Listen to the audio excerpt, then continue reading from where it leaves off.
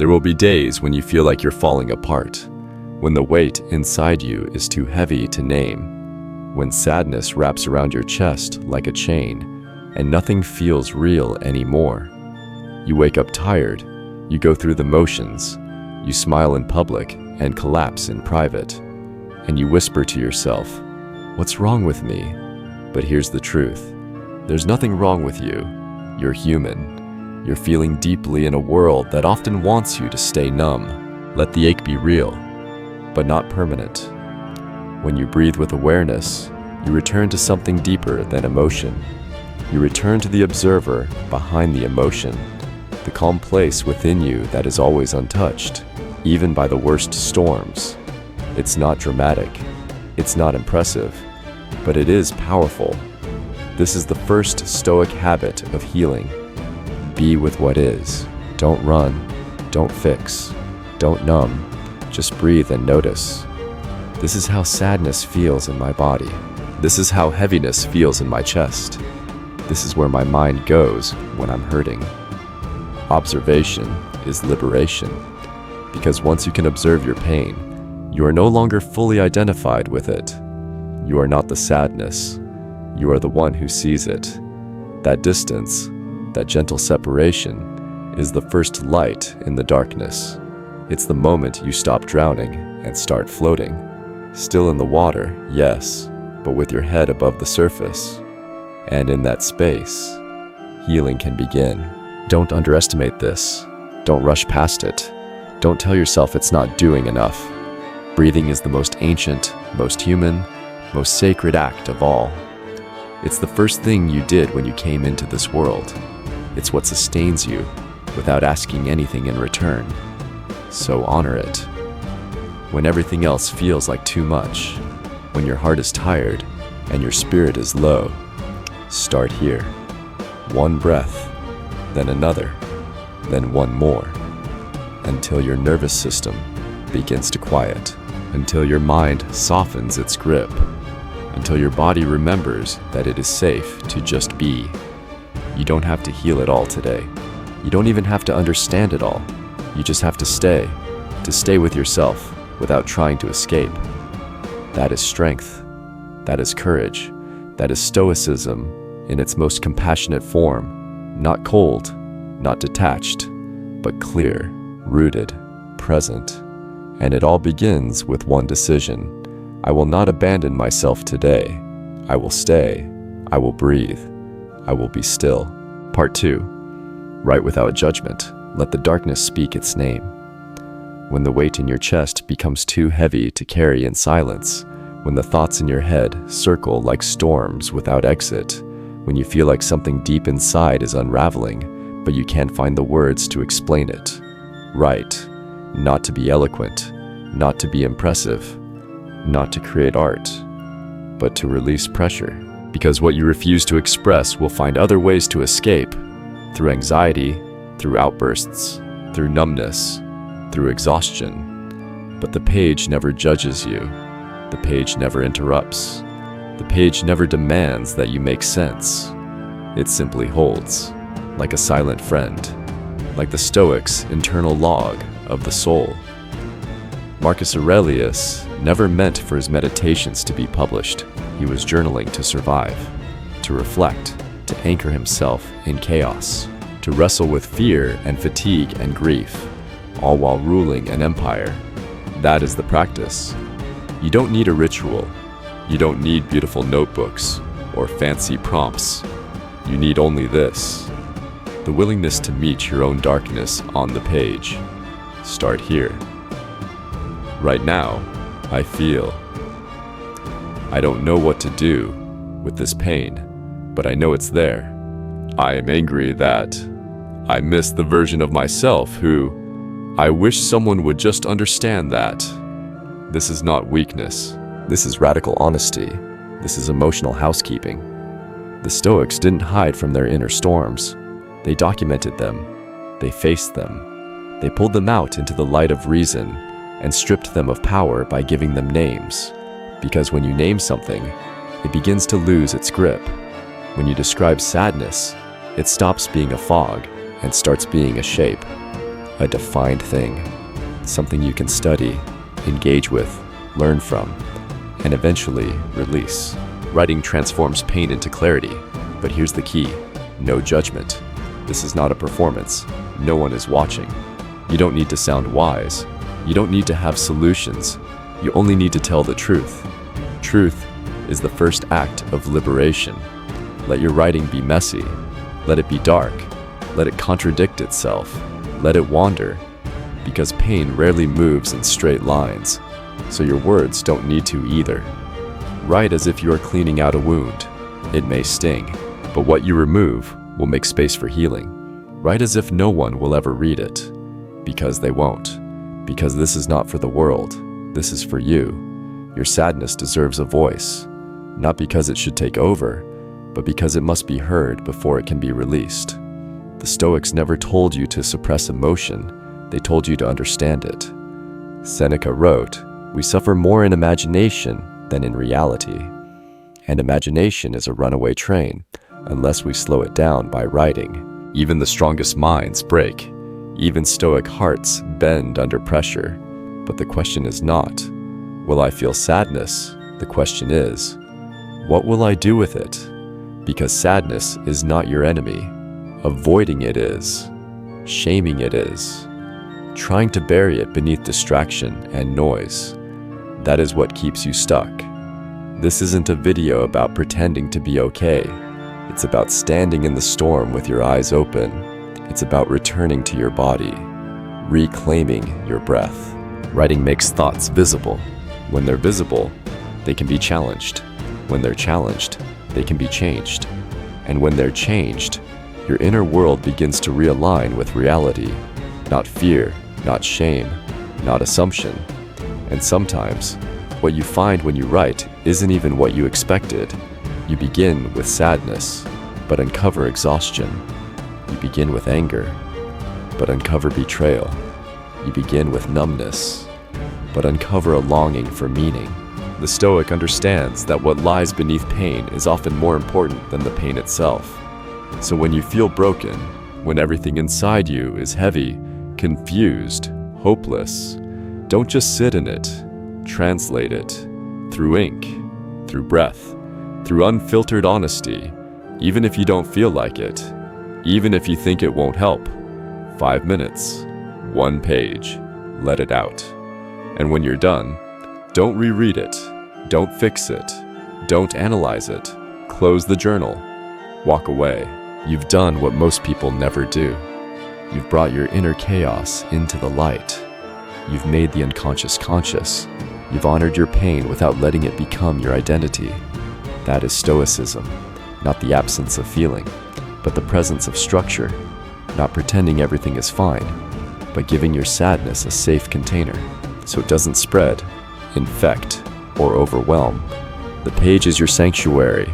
Return to it every time you feel like you're drifting, not to find answers, but to hear yourself again, beneath the noise, beneath the ache, beneath the false narratives. Your voice is still there, waiting, soft, true, yours.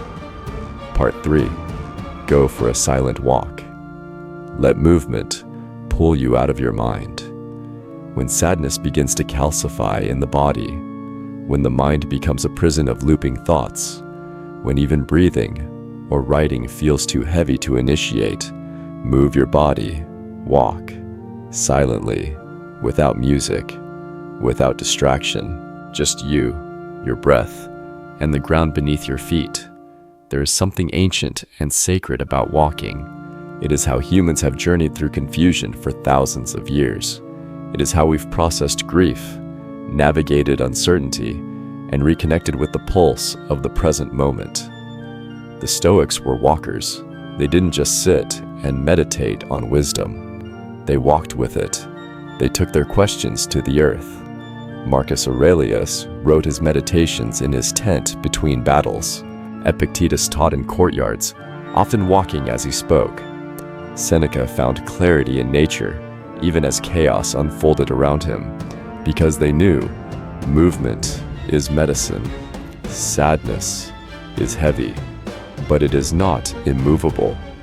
It needs a current, a flow, a rhythm, even a small one, to begin breaking apart.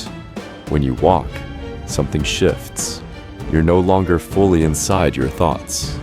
You're no longer a prisoner of the chair, the bed, the room where despair formed. The air changes.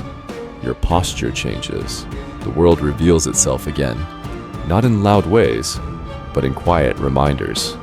The way wind moves through trees, the sound of gravel under your shoes, the sun warming your skin, the fact that even now, the earth continues, and so do you. This is not escapism. It's reorientation. You're not running from your sadness. You're letting it breathe. You're letting it expand into space where it can move, not fester. And that's what the Stoic does. He doesn't ignore pain. He gives it structure. He gives it motion. He puts it in his stride and carries it with honor. Here's how to begin. Put on your shoes. Leave your phone at home or in your pocket on silent. No podcasts. No music. Let your mind speak. Let your soul catch up with your body. Pick a route that's simple. Walk without a goal. And as you walk, observe. How do your feet feel hitting the ground?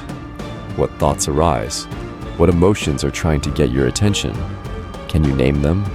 Can you let them pass, like birds overhead? Let your steps be your meditation. Let your body do what your mind is struggling to. Let the world become your therapist, because the world, in its silent, living rhythm, is always whispering, you are not stuck. You are moving, even now, especially now. You don't need to fix anything on this walk. You don't need a breakthrough. You just need to be there, fully, gently, with yourself. The Stoics believed in aligning with nature, and what is more natural than movement, than walking forward, step by step, even when your heart feels like staying in bed.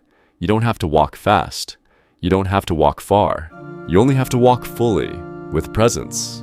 Because in walking, something else happens. You re-enter time, and remembering the quiet, powerful things you can do, not to escape the pain, but to walk through it with strength. Here are 10 things to do when you feel sad and broken. Simple, intentional, stoic, and deeply human. Let's begin. Part 1. Breathe and be still. Anchor yourself in the present. There will be days when the weight is too much. Days when nothing feels right, even though nothing has gone terribly wrong. Not the anxious ticking of deadlines, but the real time. The time of birdsong, of breeze, of breath. And in that time, sadness begins to lose its edge. Not because it's gone, but because you are no longer giving it your full identity. You are not sadness. You are the one walking through sadness. And that distinction, that space, is the beginning of peace. So when the room feels too small, when your thoughts feel like quicksand, when your chest tightens and your eyes burn, don't wait for the perfect moment to feel better. Go outside, start walking. Let the first few steps feel awkward, heavy, uncertain. Then take another, and another, and another. And soon, your body will remember what your mind has forgotten. You are still in motion. You are still alive. And this too, will pass. Part 4. Disconnect to reconnect. Eliminate noise to hear what's real. When sadness takes hold, most people reach for more noise, more scrolling, more distractions, more stimulation to drown out the ache. But the Stoic path leads in the opposite direction, not outward into distraction, but inward into stillness, because sadness doesn't need to be numbed, it needs to be heard. And you cannot hear your soul when the world is too loud. In our modern age, silence is rare. Our phones are never more than a few feet away. Notifications pull us out of every moment. Social media offers 1,000 comparisons before breakfast. And our attention, our most sacred asset, is auctioned to the highest bidder, but sadness is a teacher, a message, a quiet signal that something inside needs care, truth, and space. And you cannot tend to that message if your nervous system is fried, your mind is fragmented, and your soul is buried under content you didn't even choose to see. So what do? You disconnect, not permanently, not dramatically, just enough to feel the silence again, just enough to meet yourself without filters. Turn off your phone, close the laptop, leave the notifications unread, step away, not because you're giving up, because you're tuning in. The Stoics were not afraid of solitude, they welcomed it. They saw it as necessary, a place to realign with reason, with nature, with self. Marcus Aurelius wrote, "People look for retreats for themselves, in the country, by the coast, or in the mountains. But this is a mark of the most common sort of men, for it is always in your power to retire into yourself. Your greatest sanctuary isn't out there, it's within, and to access it, you must first lower the volume of the world. When you disconnect, the first thing you'll feel might be anxiety, restlessness, a strange discomfort, as if you're missing something urgent. That is withdrawal, not from connection, but from overstimulation. Push through it, because once the noise fades, you'll start to hear the thoughts you've been avoiding, the grief that has been waiting to surface, the truths that whisper in quiet hours, the peace that was buried under the buzz. You'll remember, you don't need to be entertained, you don't need to perform, you don't need constant input to feel alive. In fact, the opposite is true. The more silence you allow, the more space you make for healing. And in that space, you can ask the real questions. What am I actually feeling? What have I been numbing? What is this sadness asking me to see that I've been ignoring? This isn't self-pity, this is self-inquiry. The most stoic thing you can do in a storm is stop and observe, because observation leads to choice, and choice leads to freedom. When you're constantly plugged in, you're reacting. When you disconnect, you begin creating again. You create space, you create intention, you create the possibility of something deeper than distraction, presence. Start small. Turn off your phone for 1 hour. Delete the app that makes you feel worse every time you use it. Spend a full evening without screens. Let your eyes rest. Let your nervous system unwind. Let your heart speak. And in that silence, you may feel a different kind of sadness. Not the chaotic kind, but the sacred kind. The kind that cleanses, that teaches, that guides. Don't run from it. Sit with it. Ask it what it needs. Then listen. Really listen. Because once the world goes quiet, your soul gets loud. And that voice, that deep inner whisper, is the one voice worth everything. So disconnect, not to escape life, but to re-enter it fully. Let the silence hold you.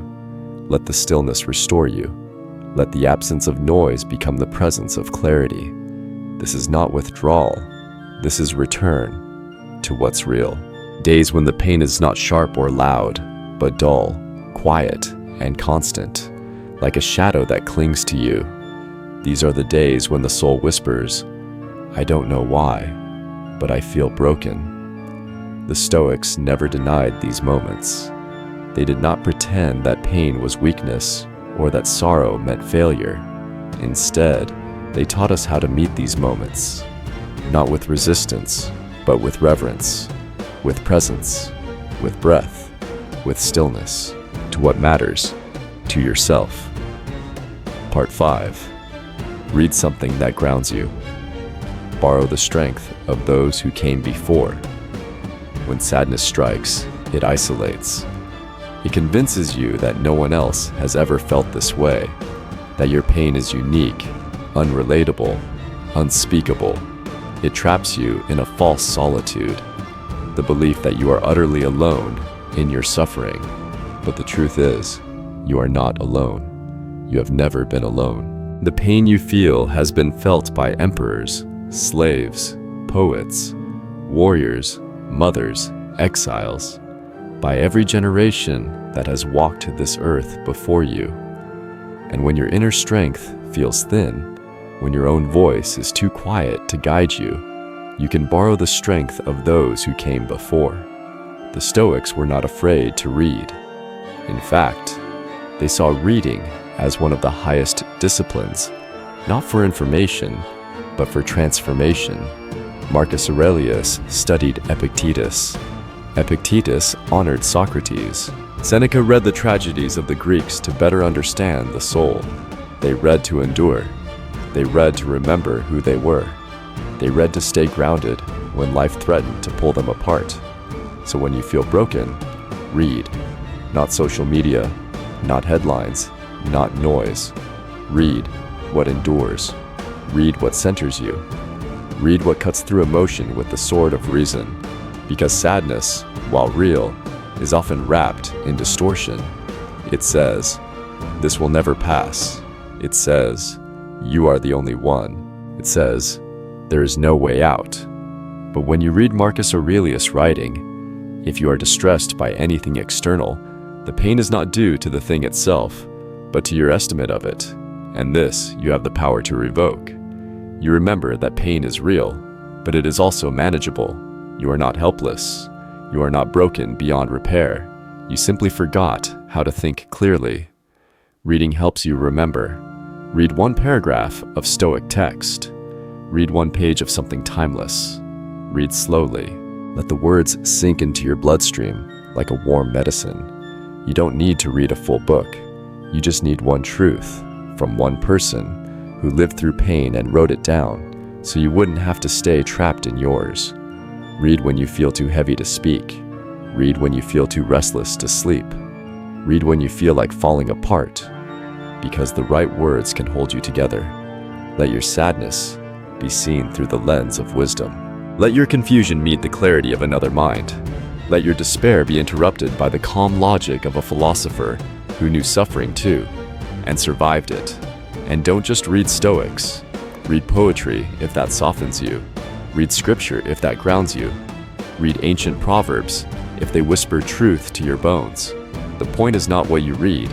The point is that you read what endures, what doesn't panic, what doesn't chase trends or adrenaline, what has been tested in the fire of real pain and still shines.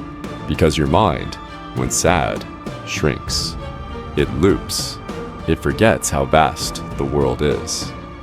Reading reopens the mind. It stretches your perspective.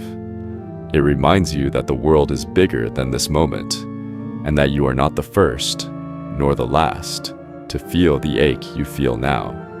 So when sadness tells you you're alone, fight back with the written word. You are not alone.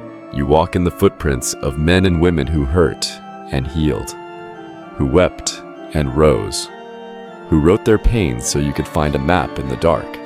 Let their voices guide you. Let their strength become your own. Let their clarity calm your storm. And remember, this isn't about escaping your sadness. It's about surrounding it with wisdom, so it doesn't harden into despair. Read something that grounds you, that centers you, that reminds you, you are not crazy, you are not lost, you are just human. And being human has always felt like this, but it doesn't have to end here. Part 6. Do one simple task. Reclaim control. Through small, intentional action. When sadness settles in, it paralyzes. The body slows. The mind clogs. Even the smallest decisions, showering, tidying a desk, responding to a message, feel monumental. And before long, despair doesn't just live in your emotions. It lives in your environment. Dishes pile up.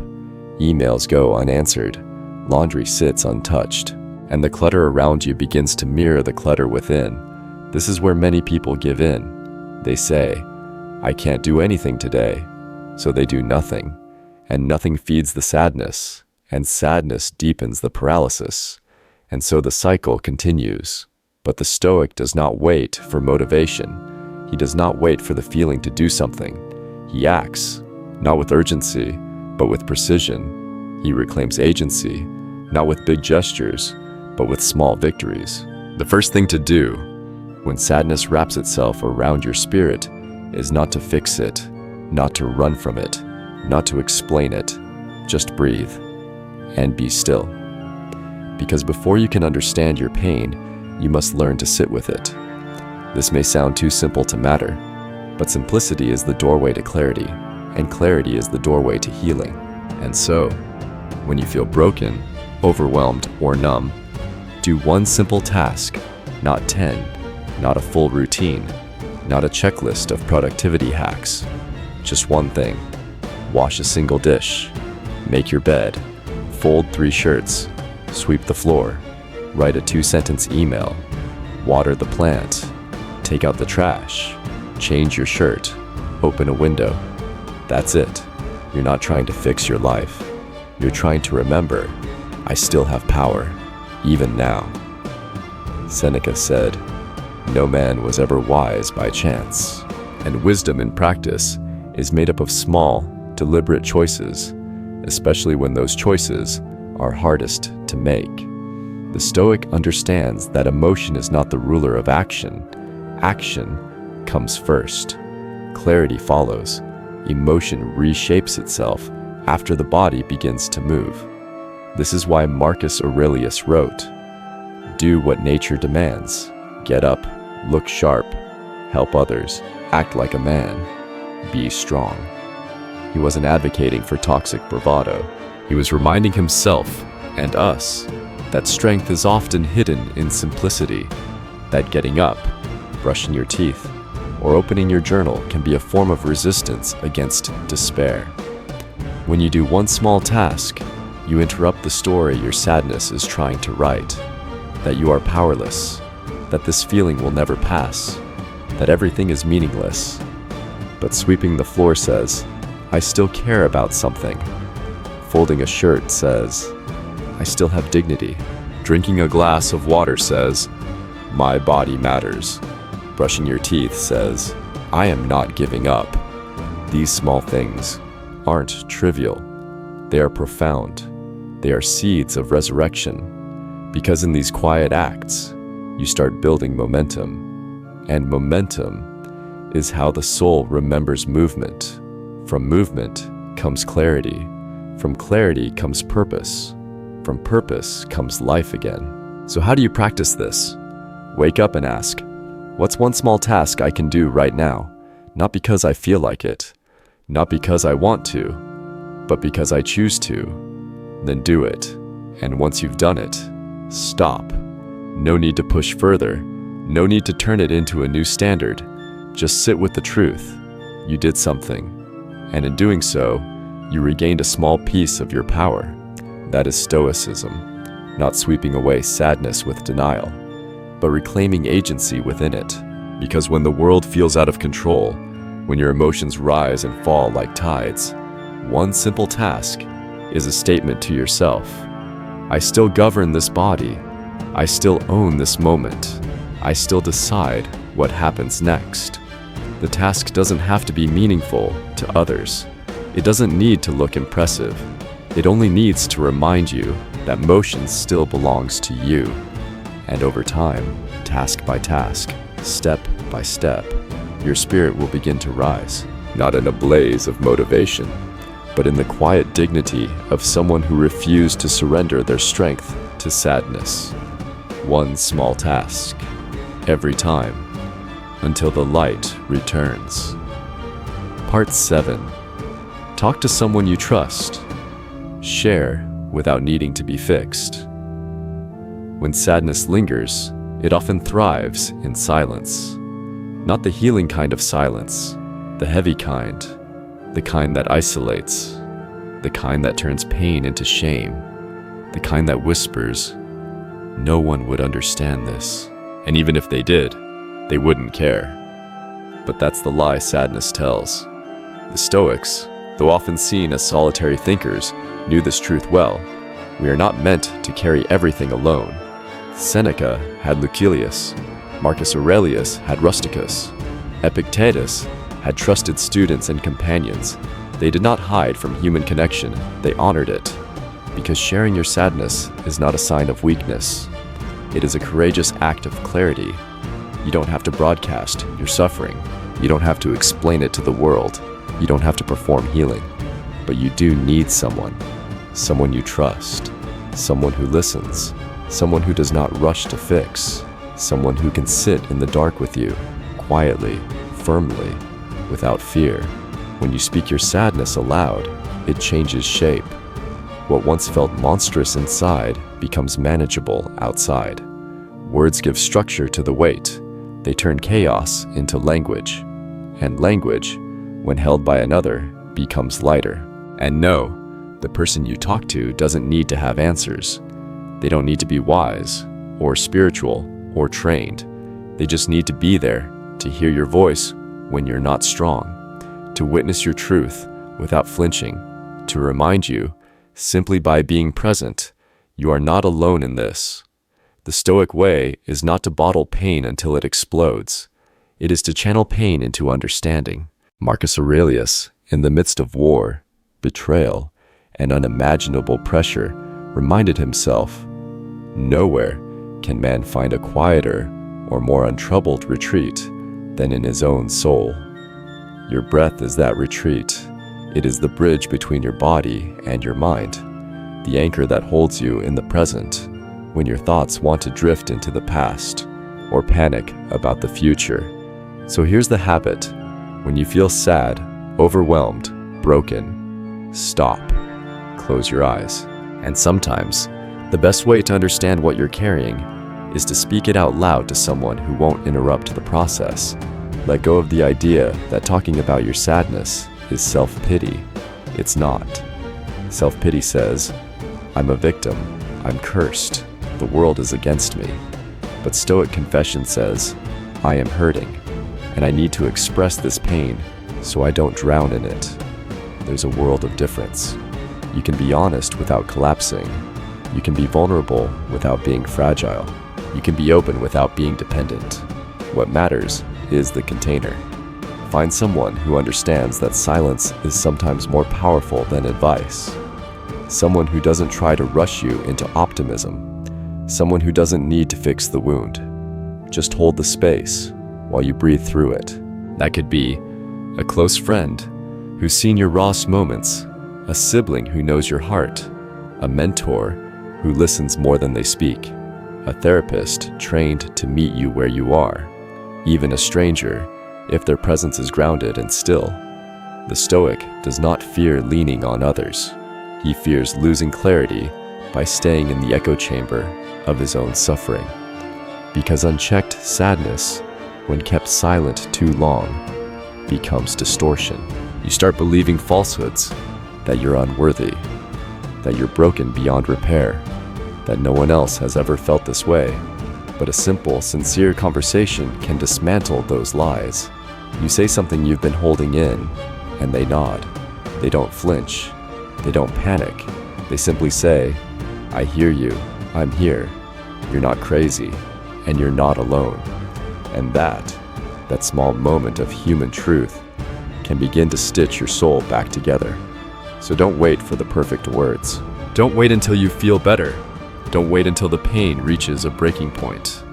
Reach out now. Speak, even clumsily, even if your voice shakes.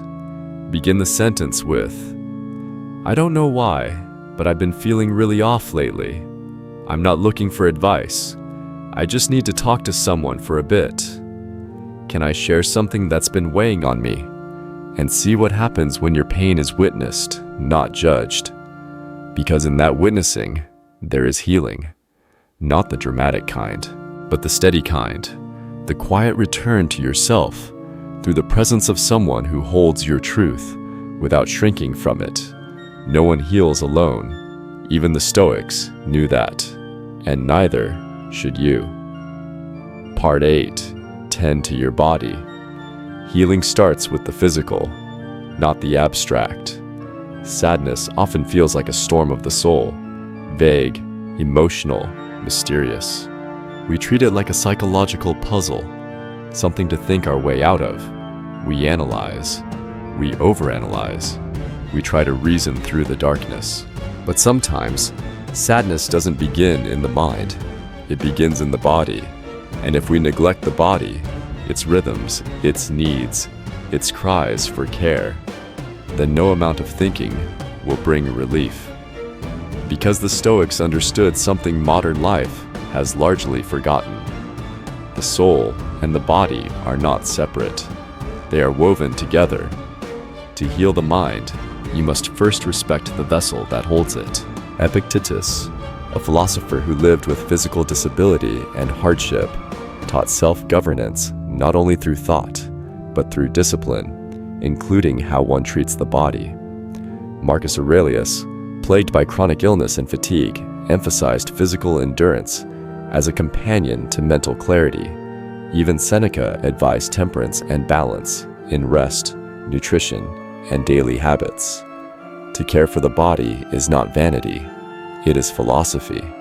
It is the ground floor of resilience. So when you feel sad, broken, exhausted, before you ask why, ask how. How have you been sleeping? How much water have you had today? When was your last nourishing meal? How long have you been sitting in the same position? Have you felt the sun on your skin this week? Have you stretched, moved, rested, breathed? These are not small things. These are everything. Because your body is not just a shell, it is a messenger. And when your sadness becomes overwhelming, it may be your body's way of saying, I am undernourished. I am ignored. I need care before I can carry your mind through this. So tend to it. Start with sleep. Don't glorify staying up late, figuring things out. You're not weak for needing rest. You're human. Go to bed early. Shut off screens. Let your mind empty. Let the body recalibrate in the dark, where healing begins invisibly. Then hydrate. Drink water slowly, intentionally. Place one hand on your chest, the other on your stomach, and breathe. Slowly, deeply, silently. Inhale for 4 seconds. Hold for 4 seconds. Exhale for 6 seconds. Repeat again and again. Not to make the sadness disappear, but to remind yourself, I am still here. I am still breathing. I am still alive. Because sometimes, that's all the victory you need. Not productivity, not positivity, not perfection, just presence. The Stoic doesn't avoid pain, he studies it. Feel it travel down your throat. Know that even this is an act of returning to yourself. Feed yourself, not with junk, not with guilt, with warmth, with color, with food that reminds your body it is loved. Then move, not as punishment, but as a reminder that you are not stuck. Stretch, walk, lift, breathe. Let the muscles expand. Let your spine remember what upright feels like. Let your lungs take in more than shallow air. And yes, clean your space, make your bed, open a window, let light back in. Because your environment echoes your internal state, and reshaping one begins to shift the other. These are not quick fixes, they are foundational truths. When you tend to the body, the fog in the mind begins to lift. You may still feel sadness, but it won't be chaos. It will be a softer ache, one you can hold, rather than drown in. The Stoics didn't advocate for emotional repression, they advocated for fortitude. And fortitude requires fuel. Try this. Before solving your life, sleep 8 hours. Before diagnosing your soul, drink 2 glasses of water. Before deciding who you are, take a shower. Before assuming all is lost, eat something real. These small things bring you back. Back to the body, back to the moment, back to reality. Because sadness often magnifies when we shrink into disconnection from nature, from movement, from the rhythm of being alive. Tending to the body restores that rhythm. It says, I am not just a brain with problems. I am a whole being in need of kindness. So offer yourself that kindness, not someday, today, now. Rest, because your thoughts are tired. Nourish, because your chemistry shapes your clarity. Move, because stagnation feeds despair. Breathe, because life has not left you. And as you tend to your body, you'll notice something subtle, something sacred. The sadness softens, not because you fought it, but because you remembered how to carry it. Part 9. Reframe the story. What if this pain has a purpose? Sadness doesn't just hurt. It narrates. It tells a story, often without words, about who you are, what you've lost, and what you'll never get back. It whispers things like, "This always happens to me. I'm not enough. I'll never get through this. There's something wrong with me." And if you're not careful, that story becomes your identity.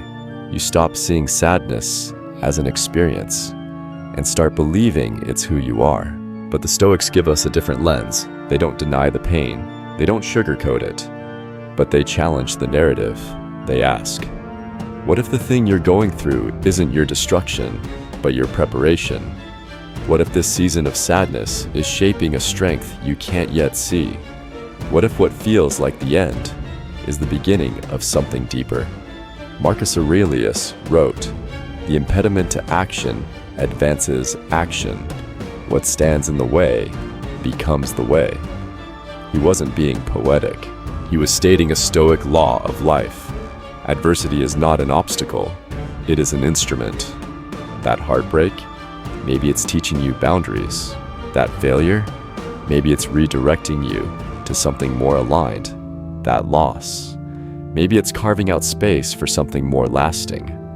We often want meaning after the pain has passed, but the Stoic sees meaning in the pain, because how you interpret the moment shapes the moment. So when you feel sad, broken, or lost, ask yourself, what story am I telling about this pain? Is it a story of collapse or a story of construction? Am I the victim in this story or the warrior being refined in fire? What if this isn't happening to me, but for me? This is not delusion, it's direction. It doesn't mean denying your grief. It means giving your grief a place to go. Seneca once said, "Difficulties strengthen the mind, as labor does the body." In other words, pain is not the enemy. The story you attach to pain, that's where suffering multiplies. When you reframe, you take ownership, not of what happened, but of how you respond. You begin to see sadness as part of your human curriculum, not something to avoid, something to learn from. Try this. Write down the narrative. Sadness is feeding you. Let it be raw. Then write the counter-narrative, one that is just as honest, but rooted in growth, not defeat. Example, sadness says, "I'm a failure." Reframe says, "This failure is feedback, not finality." Sadness says, "I'm alone." Reframe says, "This solitude is showing me where I've abandoned myself." Sadness says, "I'll never heal." Reframe says, "I've healed from things before. This will become part of my strength too." This practice doesn't make the pain vanish, but it makes it bearable, because now you're not a prisoner of your emotions. You are the narrator of your meaning. He asks, "What is this emotion trying to tell me?" But he never begins the inquiry in chaos. He always begins in silence. Breathing gives the mind space, and in that space, you can begin to see, what are you actually feeling? Is it grief? Is it shame? Is it fear? Is it exhaustion, pretending to be depression? We are so quick to label everything as sadness or brokenness that we miss the nuance. But your soul has a language. The Stoics knew that emotion is part of the human experience, but interpretation is your power. Even Epictetus, born into slavery, physically crippled, and often impoverished, said, "It's not what happens to you, but how you react to it that matters." And reaction begins in story. So what's the story? What if this sadness is showing you something? about who you truly are, about what no longer serves you, about the strength you forgot you had. What if, in the very act of sitting with your brokenness, you are becoming someone unbreakable, not because you fixed everything, but because you stayed, you faced it, you endured it with open eyes and a willing heart. This is Stoic courage, not blind optimism, but meaning forged in darkness. So the next time sadness comes, ask, what story am I writing right now? Is this pain turning me bitter or making me better? What would the wiser version of me, the one 10 years ahead, say about this moment? Then write that story. Then live it. Because pain may be inevitable, but hopelessness is optional. And when you change the story, you change your strength. Part 10. Return to the present. The future can wait, your breath. Cannot sadness thrives in time travel. It lives in the past, rehearsing regrets, reliving what was lost, replaying wounds that won't heal. Or it lives in the future, projecting fear, manufacturing worst-case scenarios, questioning whether you'll ever feel whole again. But sadness does not survive well in the present, not when the present is pure, not when the moment is honored, not when your attention is grounded in the now. The Stoics knew this. They trained their minds to return, over and over again, to the moment they were living, because the present is not just where life happens, it's where healing happens. Marcus Aurelius, in his Reflections, repeatedly reminded himself, confine yourself to the present. He was an emperor with a world on fire, yet he knew that peace is only found where your feet stand, not where your mind wanders. And when you are sad, deeply, soulfully sad, it's not always because of what's happening right now.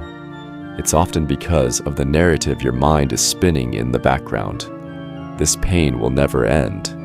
The future looks empty. I've wasted too much time. What if I'm always like this? But what is happening right now? Right now, your heart is beating, your lungs are filling. Your eyes are scanning these words. The room around you exists. The chair holds you. The floor supports you. You are breathing. You are here. And that here, no matter how small or broken it feels, is the only place from which transformation is possible. The Stoic does not deny time, but he refuses to live in any time but this one. So when sadness overwhelms you, don't ask how to fix everything. Don't spiral into forecasting a future that doesn't exist yet. Instead, ask, where am I right now? What can I touch, feel, breathe, see? This is presence, and presence is powerful. Try this practice. Sit. Close your eyes. Take one slow breath. Name 5 things you can hear. Name 4 things you can feel. Name 3 things you can see.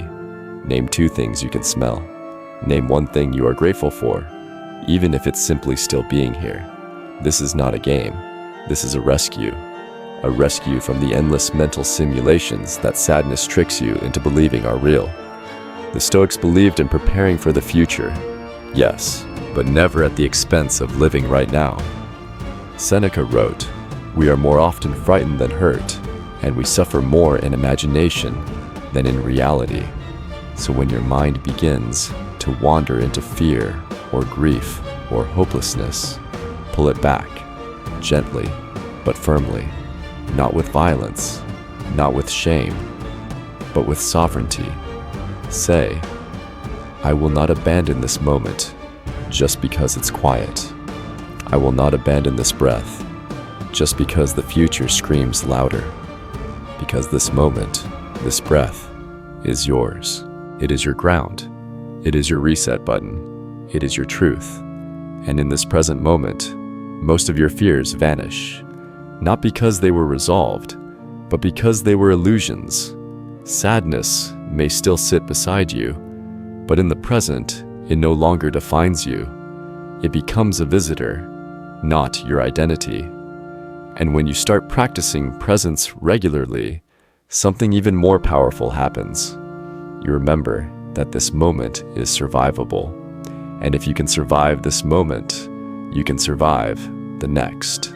And if you want to understand it, you must stop shouting over it with action and noise.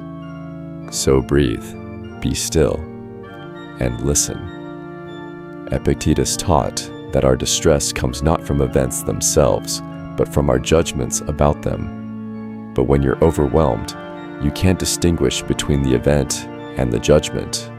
You need space to see clearly, and breath is that space. There's no need for candles or mantras or perfect posture. Just sit, feel your body, let your thoughts pass like clouds. And the next, and the next. You don't need to conquer the year. You don't need to plan your way out of every fear. You just need to return. Return to now, return to breath, return to body, return to stillness. This is not ignorance. It is wisdom in motion. It is the Stoic path, walked one moment at a time. So the next time sadness pulls you into 1,000 mental directions, don't resist it with force.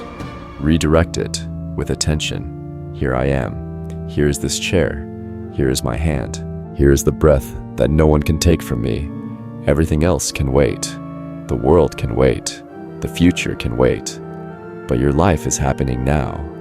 And now is where your strength begins. Sadness is not a life sentence. It is not a verdict on your worth. It is not proof that you are broken beyond repair. It is a season, a signal, a sacred pause in the journey, where the soul calls you inward, not to destroy you, but to deepen you. You are not weak because you hurt. You are not lost because you doubt. You are not behind because you are moving slowly. The Stoics knew it's not about avoiding storms. It's about learning to stand inside them, calm, steady, clear.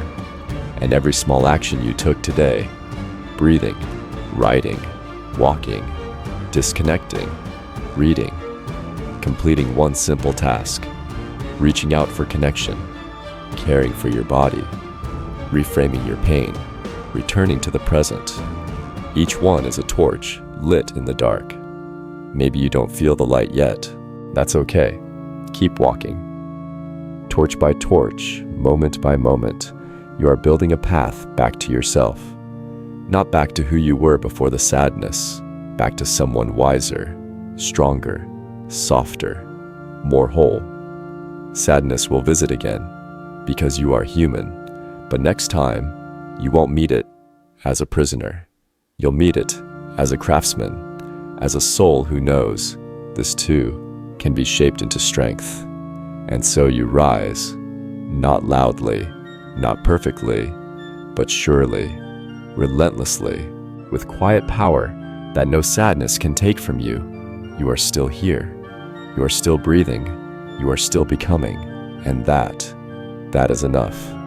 If this video found you in a heavy moment, if even one of these habits helped you breathe a little deeper, stand a little taller, or feel a little less alone, don't let the journey stop here.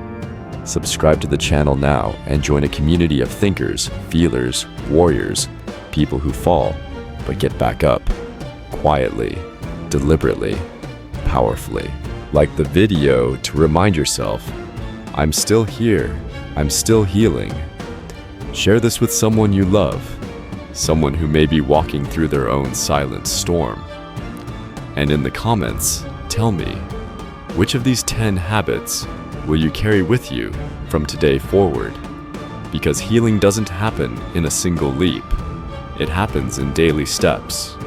And the first step is choosing not to hide anymore.